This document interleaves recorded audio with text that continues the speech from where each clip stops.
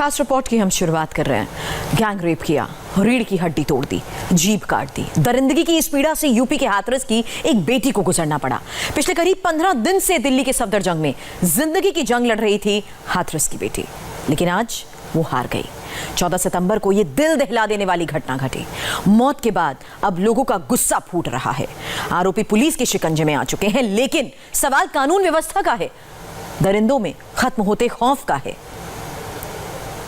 Gangrape के बाद लड़की के साथ हैवानियत हुई। दिल्ली के सफदरजंग अस्पताल की उस वक्त की तस्वीर हम आपको दिखा रहे हैं जब पीड़ित वहां पर थी। पीड़ित के परिवार और रिश्तेदारों के अलावा सियासी नेताओं का अब जमावड़ा वहां पर लगा हुआ है। सफदरजंग अस्पताल से इंडिया टीवी संवाददाता दीक्षा पांडे की ये रिपोर्ट देखिए। यूपी के हाथरस जिले में गैंग रेप की शिकार हुई महिला आज अपनी जिंदगी की जंग हार गई। आज सुबह बताया जा रहा है कि 4:30 से 5:30 के बीच में उसकी मौत हो गई। उसके परिवार वाले आज सफदरजंग अस्पताल पहुंचे हुए और यहाँ पर तमाम जो है परिजन जरूर पहुंचे हुए हैं, लेकिन उनमें कहीं ना कहीं असंतोष नजर आ रहा है, उनमें नाराजगी है। सबसे पहले मैं आपको घटना बता दूं, दरअसल 14 सितंबर को जब युवती अपनी माँ के साथ खेत में काम के लिए गई थी, उसी दौरान गाँव के कुछ दबंगों ने उसे अपनी हैवानियत का शिकार बनाया, जिसके बाद परिवार का यह आरोप है कि पुलिस की कार्रवाई में काफी देरी हुई और साथ ही इलाज मिलने में काफी देरी हुई, जिसके चलते आज उसने अपनी बहन को खो दिया है। आपको बता दें कि यहाँ पर परिवार में काफी नाराजगी देखने को मिल रही है, इस वजह से भी क्योंकि जिस तरह की हैवानियत उनके बेटी के साथ हुई है, घर की बेटी के साथ हुई है, उनका यही कहना है कि उसके शरीर का आधा अंग जो है वो पूरी तरह से काम करना बंद कर चुका था। उसकी गर्दन की सभी हड्डियां टूट चुकी थी, साथ ही उसकी जीभ वो पूरी तरह से कटी हुई थी। लेकिन जिस तरह से वो पिछले तकरीबन 15 दिनों से जिंदगी और मौत के बीच में जंग लड़ रही थी, वो आज जंग वो हार चुकी है, उसकी मौत हो चुकी है और अब परिवार में आक्रोश काफी ज्यादा देखने को मिल रहा है। फिलहाल युवती के शव को पोस्टमार्टम के लिए भेजा गया है, लेकिन फिलहाल पुलिस ने अपनी विवेचना रिपोर्ट में यही तैयार किया है कि उसके अंगों में जिस तरह से विकृतता पाई गई है, उसके शरीर की हड्डियां जो है वो टूटी हुई हैं।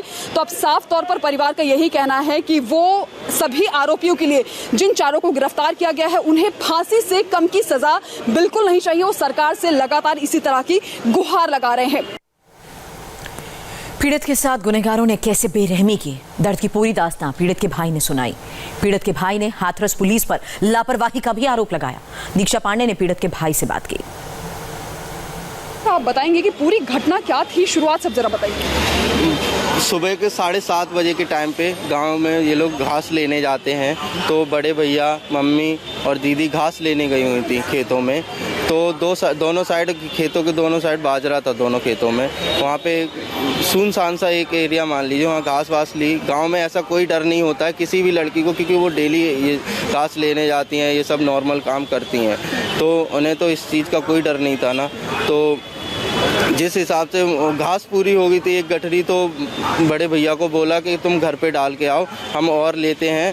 तो मम्मी और दीदी में बहुत थोड़ा डिस्टेंस ज़्यादा हो गया था, मतलब आपस में देख नहीं पा रहे थे एक दूसरे को।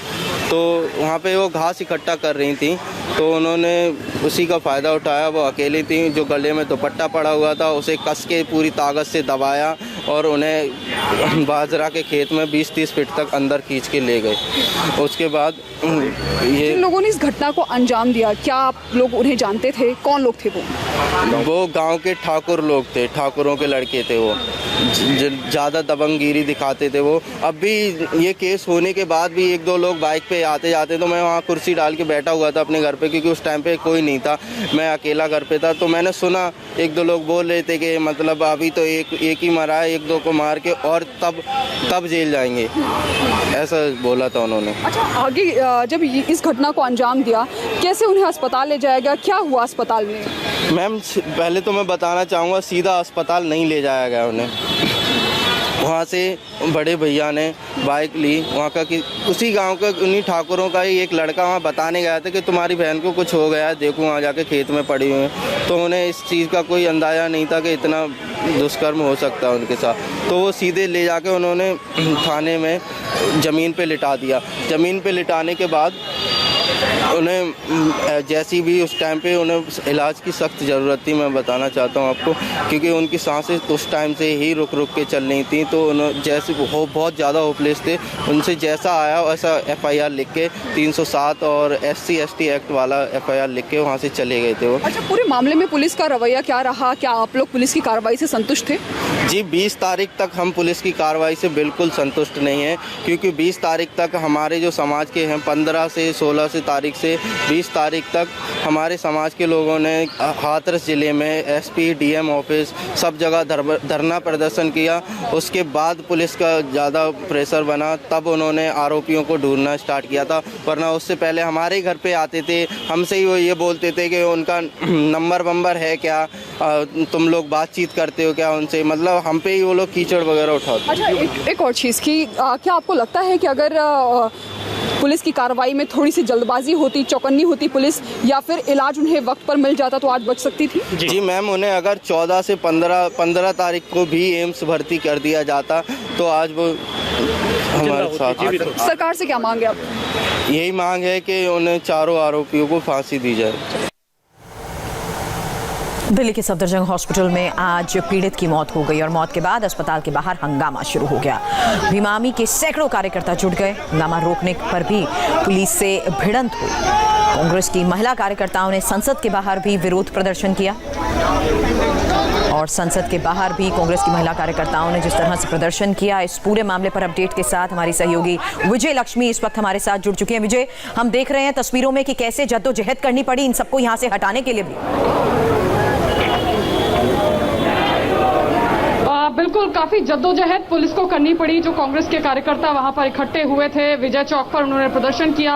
दिल्ली की जो कांग्रेस महिला कांग्रेस की जो अध्यक्ष है अमृता धवन, उन्होंने लीड किया वो जो प्रोटेस्ट वहां पर हुआ था। इसके अलावा PL पुनिया भी वहां पर थे। काफी जद्दोजहद के बाद पुलिस ने उनको वहां पर हटाया। कांग्रेस पार्टी की तरफ से विपक्षी दल होने के नाते तमाम तरह की मांगे हैं, तमाम तरह की कोताही जो है वो बरती गई प्रशासन द्वारा। इस तरह का आरोप जो है वो कांग्रेस पार्टी द्वारा लगाया जा रहा है। सुरभि, इस वक्त मैं आपको अगर दिखाना चाहूं तो सफदरजंग अस्पताल में हम खड़े हुए हैं। यहाँ पर भी जो है परिवार के लोग धरने पर बैठे हुए हैं। इसके अलावा भीम आर्मी जो है वो लोग यहाँ पर प्रदर्शन कर रहे हैं। सफदरजंग अस्पताल में ही पीड़िता को भर्ती कराया गया था और यहीं पर उनकी मौत भी हुई। तो उसके बाद जो है परिवार के लोग काफी आक्रोशित हैं और यहाँ सफदरजंग अस्पताल में भी जो है वो एक प्रदर्शन जो है, विरोध प्रदर्शन वो चल रहा है। परिवार के लोग भी बैठे हुए हैं। तमाम तरह के आरोप जो हैं वो प्रशासन पर लगाए जा रहे हैं परिवार के द्वारा।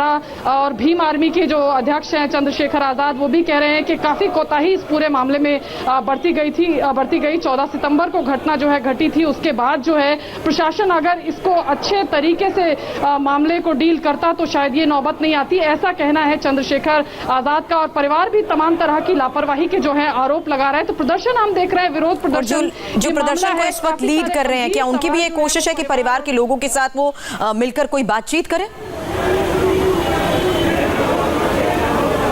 देखिए, परिवार के लोग जो है वो यहाँ पर ही बैठे हुए हैं। कुछ अगर हम यहाँ पर दिखाएं तो कोशिश जो है वो जरूर बातचीत की जो है उनसे की जा रही है। यहाँ पर उनके भाई और उनके पिता जो हैं वो यहाँ पर पीड़िता के जो है वो बैठे हुए हैं। काफी भीड़ है और प्रोटेस्ट अगर मैं आपको दिखाऊं तो एजिटेशन जो है लगातार, नारेबाजी जो है वो यहाँ पर भीम आर्मी के लोग हैं। इसके अलावा काफी लोग जो हैं, यानी इस प्रदर्शन में आप बता रही हैं कि परिवार के सदस्य भी हैं, लेकिन उनकी तरफ से क्या मांग विजय की जा रही है, इस बारे में आपकी उनसे कोई बातचीत?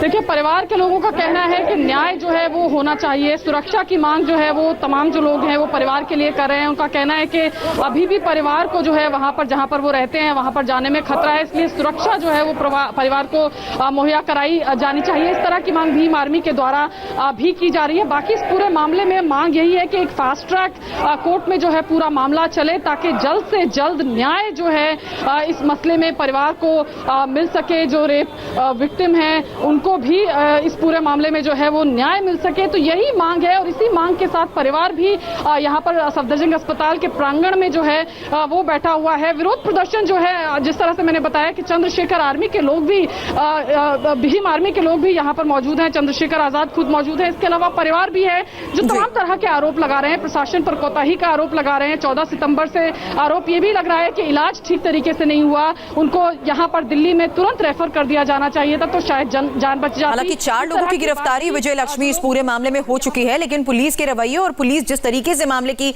इन्वेस्टिगेशन कर रही है उसको लेकर भी परिवार सवाल खड़े कर रहा है।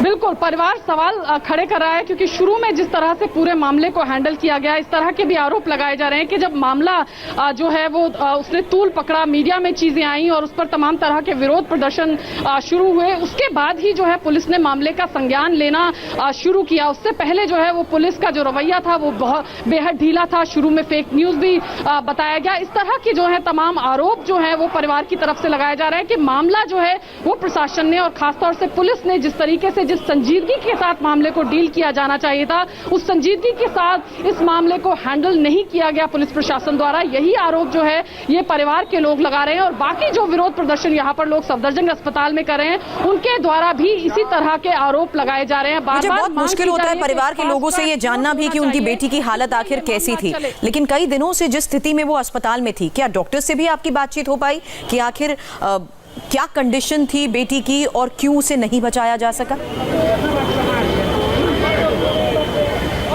देखिए, अगर बात की जाए तो काफी सारी इंजरीज उनकी बॉडी पर थी। उनकी जो हड्डी है वो 2 से 3 जो उनकी हड्डियां हैं वो फ्रैक्चर थी। उसके अलावा भी काफी सारी इंजरीज उनको जो है वो थी उनके बॉडी पर और हालत जो है वो बेहद गंभीर थी। लेकिन शुरू में उनका इलाज जो है वो उत्तर प्रदेश में हुआ। परिवार का आरोप ये भी है कि एक बड़े सेंटर में उनको शुरू से ही अगर शिफ्ट कर दिया जाता तो इलाज बेहतर तरीके से किया जा सकता था, लेकिन इलाज ही देने में इतनी कोताही बरती गई। 14 सितंबर का मामला है, लेकिन दिल्ली आने में इतनी देर हो गई और वो जो जिस तरह का इलाज उनको चाहिए था उसके लिए एक बड़े सेंटर की जरूरत थी और जहां पर उनको एडमिट कराया गया था वहां पर उस तरह का इलाज मुहैया नहीं किया जा सकता था। ये आरोप इलाज में देरी बल्कि पुलिस की एक्शन में हुई देरी को लेकर भी परिवार यहां पर सवाल खड़े कर रहा है और यही वजह है कि आज सफदरजंग अस्पताल में जब बेटी ने दम तोड़ दिया तो उसके बाद सभी एकजुट होकर प्रदर्शन कर रहे हैं। विजय, नजर बनाए रखें, पल पल का अपडेट हम आपसे लेते रहेंगे, लेकिन इस बीच ये भी बता दें कि हाथरस की इसी घटना पर राहुल गांधी ने एक ट्वीट किया है और राहुल गांधी ने अपने ट्वीट में क्या लिखा है बताते हैं। यूपी के वर्ग विशेष जंगलराज ने एक और युवती को मार डाला है। सरकार ने कहा ये फेक न्यूज है और पीड़िता को मरने के लिए छोड़ दिया। ना तो ये दुर्भाग्यपूर्ण घटना फेक थी और ना ही पीड़िता की मौत और ना ही सरकार की बेरहमी। रिया चक्रवर्ती की जमानत पर सुनवाई चल रही है। सारा अली खान और श्रद्धा कपूर का भी जिक्र आया है। रिया की बेल से क्या है सारा और श्रद्धा का कनेक्शन? डिटेल अपडेट ब्रेक के बाद।